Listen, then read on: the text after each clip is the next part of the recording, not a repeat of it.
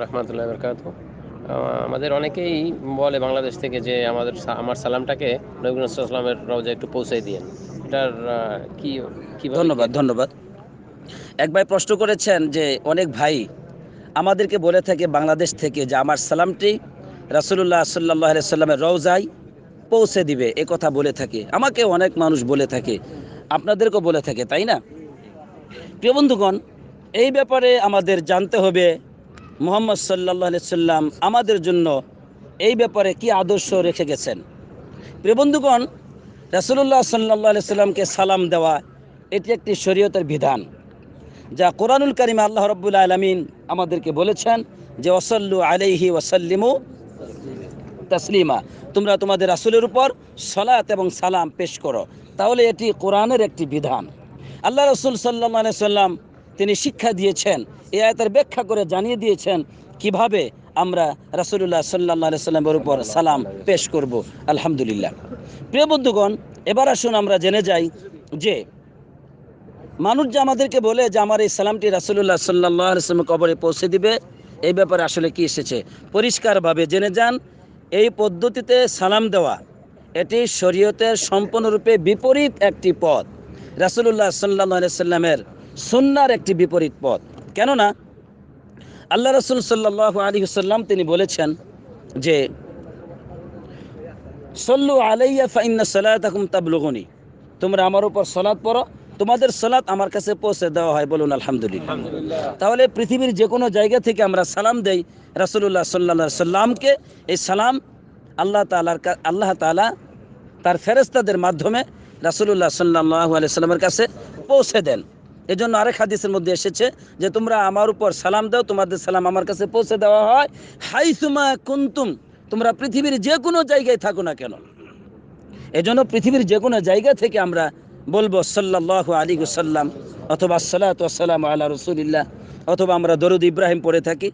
এই যে কোনো সালাম আমরা দেই, এই সালাম আল্লাহ রাব্বুল আলামিনের ফেরেশতাগণ রাসূলুল্লাহ সাল্লাল্লাহু আলাইহি ওয়াসাল্লামের কাছে পৌঁছে দেন। আলহামদুলিল্লাহ। এটার জন্য কোনো মানুষকে দায়িত্ব দেওয়ার কোনো বিধান রাসূলুল্লাহ সাল্লাল্লাহু আলাইহি ওয়াসাল্লাম দেননি। এজন্য এটি হচ্ছে একটি ভুল। এটা থেকে আল্লাহ আমাদেরকে হেফাজত করুক, আমিন। আপনি দেখুন এখানে কত বড় ভুল যে আপনি যখন আমাকে একটা সালাম দিলেন যে আমার এই সালামটি রাসূলুল্লাহ সাল্লাল্লাহু আলাইহি ওয়াসাল্লাম কবরে পৌঁছে দিবেন, আমি এটা ভুলেও যেতে পারি। আর আমার কাছে কত মানুষ বলেছে, তাই না?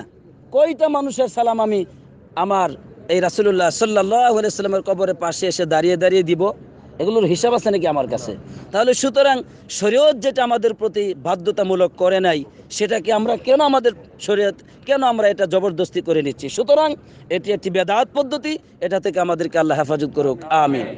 আরেকটি কথা, রাসূলুল্লাহ সাল্লাল্লাহু আলাইহি ওয়াসাল্লাম কবরের ব্যাপারে যে রওজা বলা হলো, রওজা আসলেই মুহাম্মদ সাল্লাল্লাহু আলাইহি সাল্লাম তার কবরকে রওজা বলেন নাই। এই ব্যাপারটি আপনারা বুঝে যান যে মুহাম্মদ সাল্লাল্লাহু আলাইহি সাল্লাম তার কবরকে রওজা বলেন নাই।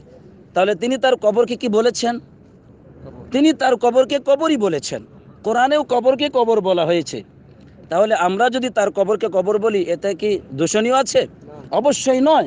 কারণ রাসূলুল্লাহ সাল্লাল্লাহু আলাইহি ওয়াসাল্লাম বলেছেন যে লা তাজআলু কবরি ঈদান, আমার কবরকে তোমরা ঈদ বানাবে না।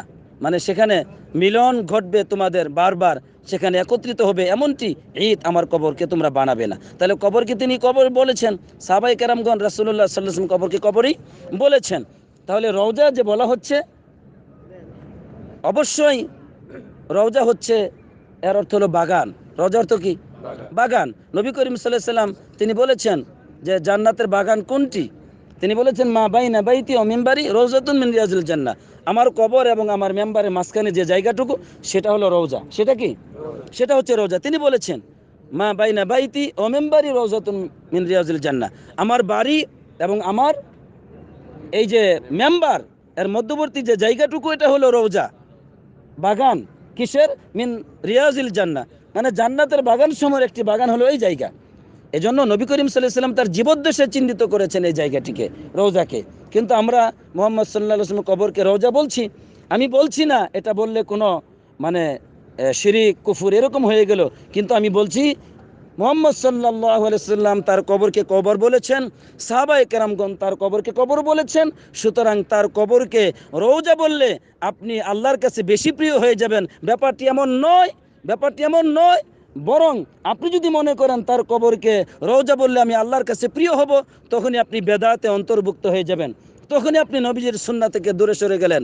বরং তার কবরকে আমরা কবরই বলবো, এটি বলাটি হচ্ছে সুন্নাহ।